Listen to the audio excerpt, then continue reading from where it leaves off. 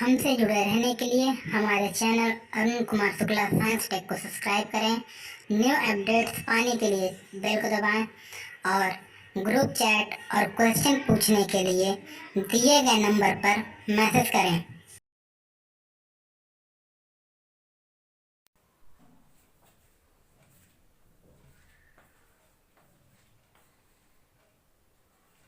प्यारे बच्चों, इसके पहले हम लोगों ने कोलाइडी विलयनों के रक्षण के बारे में पढ़ा था।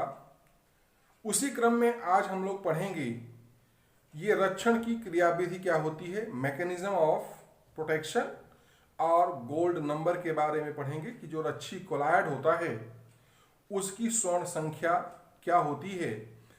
तो या उसको हम लोग प्रोटेक्शन पावर भी बोलते हैं, रक्षण क्षमता भी बोलते हैं जो रच्छी कोलाइड होता है। तो बच्चों, पहले हम लोग पढ़ेंगे रक्षण की क्रियाविधि, mechanism of protection. Mechanism of protection, रक्षण की क्रियाविधि।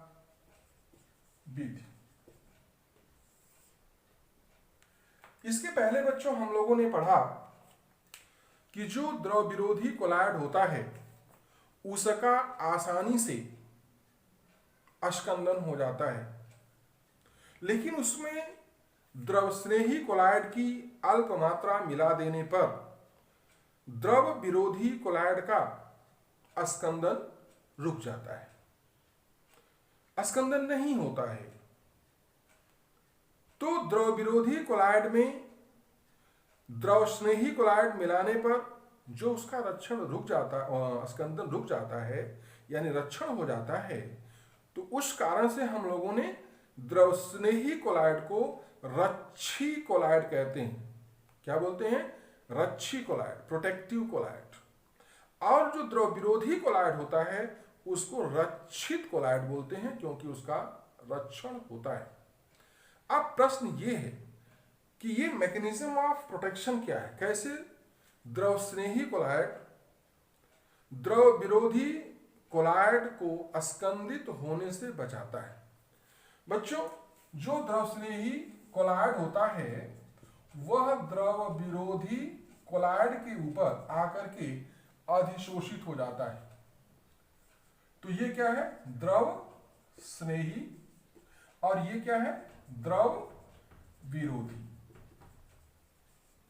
एक और चीज जानिए कि ये जो द्रव स्नेही कोलाइड होता है इसका जो विलायक के प्रति लगाव होता है वो ज्यादा होता है। तो अगर ये विलायक के प्रति लगाव ज्यादा हो जाता होने के कारण यहां पर एक लेयर बन जाती है। और ये लेयर क्या करती है? ये लेयर द्रव विरोधी कोलाइडों को एक दूसरे के नजदीक आने से रोकती है। तो जब ये द्रव विरोधी कोलाइड पास पास आ ही नहीं पाएंगे तो इनका अस्कंदन नहीं हो पाएगा, इनका एक तरह से प्रोटेक्शन हो जाता है। दूसरे शब्दों में क्या कह सकते हैं कि जब बच्चों ये द्रव विरोधी कोलाइड के ऊपर द्रव स्नेही कोलाइड अधिशोषित होते हैं या एक लेयर बनाते हैं तो द्रव विरोधी कोलाइड द्रव स्नेही कोलाइड की भांति कार्य करने लगता है। तो जब द्रव विरोधी द्रव स्नेही की भांति कार्य करने लगता है तो उसका अस्थायित्व बढ़ जाता है, क्योंकि इसके पहले हमने बताया था कि जो द्रव विरोधी होता है वो अस्थायी होता है, जबकि द्रव स्नेही कोलाइड जो होता है वो अस्थायी होता है। इस प्रकार से वह अस्थायित्व को प्राप्त कर लेता है। अब हम लोग बात करेंगे कि भाई ये जो द्रव स्नेही कोलाइड है इसकी रक्षण क्षमता के बारे में। तो द्रव स्नेही कोलाइड की रक्षण क्षमता को स्वर्ण संख्या में व्यक्त करते हैं।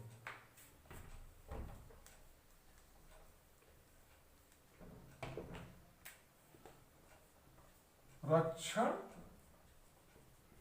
क्षमता या इसको बोलते हैं स्वर्ण संख्या यानी गोल्ड नंबर। तो जो द्रव स्नेही कोलाइड होता है उसके रक्षक गुण को यानी उसके जो प्रोटेक्टिव प्रॉपर्टी को व्यक्त करने के लिए गोल्ड नंबर का सिद्धांत लागू होता है। अब ये गोल्ड नंबर कैसे निर्धारित हुआ, ये स्वर्ण संख्या कैसे निर्धारित की गई? तो स्वर्ण संख्या को हम निर्धारित इस प्रकार से करते हैं और उसको इस प्रकार से परिभाषित करते हैं। वह परिभाषा क्या है? किसी रच्छी कोलाइड का मतलब द्रव स्नेही कोलाइड की मिलीग्राम में वह मात्रा जो 10 मिलीलीटर गोल्ड सॉल का मतलब द्रव विरोधी कोलाइड को NaCl के 10% के 1 मिलीलीटर विलयन द्वारा संभावित अस्कंदन को रोकती है, उसकी स्वर्ण संख्या कहलाती है। फिर से समझ लीजिए, किसी रच्छी कोलाइड यानी द्रव स्नेही कोलाइड की स्वर्ण संख्या मिलीग्राम में वह मात्रा होती है जो 10 मिलीलीटर गोल्ड सॉल यानी द्रव विरोधी कोलाइड को NaCl के 10% के 1 मिलीलीटर विलयन द्वारा संभावित अस्कंदन को रोकती है। अब बच्चों ध्यान ये देना है कि ये जो स्वर्ण संख्या है, जिस रच्छी कोलाइड की, जिस द्रव स्नेही कोलाइड की सबसे कम होती है, वह उतना ही अच्छा रच्छी कोलाइड माना जाता है। क्या सुना? जिस रच्छी कोलाइड की स्वर्ण संख्या जितनी ही कम होती है वह उतना ही अच्छा रच्छी कोलाइड माना जाता है। उदाहरण के लिए यहां पर बहुत सारे रच्छी कोलाइड हैं, जैसे बच्चों जिलेटिन। ये जिलेटिन जो होता है इसका जो स्वर्ण संख्या है वह 0.005 से 0.01 मिलीग्राम होता है। जैसे बच्चों हीमोग्लोबिन है, हीमोग्लोबिन कहां पाया जाता है? रक्त में।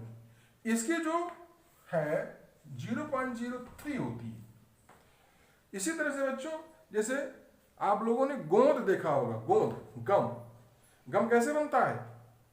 गोंद होता है जो ठोस पदार्थ होता है, जब उसको पानी में घोलते हैं तो गोंद बन जाता है। तो गम जो ठोस पदार्थ है वो क्या है? एक द्रव स्नेही कोलाइड है। इसका जो होता है गोंद का वह होता है 0.15। इसके बाद बच्चों जैसे अंडे की एल्ब्यूमिन, आप लोगों ने अंडा देखा होगा, अंडे में जो एक कलरलेस लिक्विड होता है उसको अंडे की एल्ब्यूमिन बोलते हैं। तो अंडे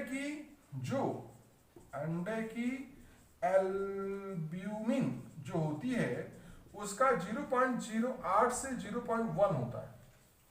इसके बाद बच्चों जैसे स्टार्च है, तो ये जो स्टार्च है इसका होता है 25 to 40 होता है। एक होता है सोडियम ओलिएट।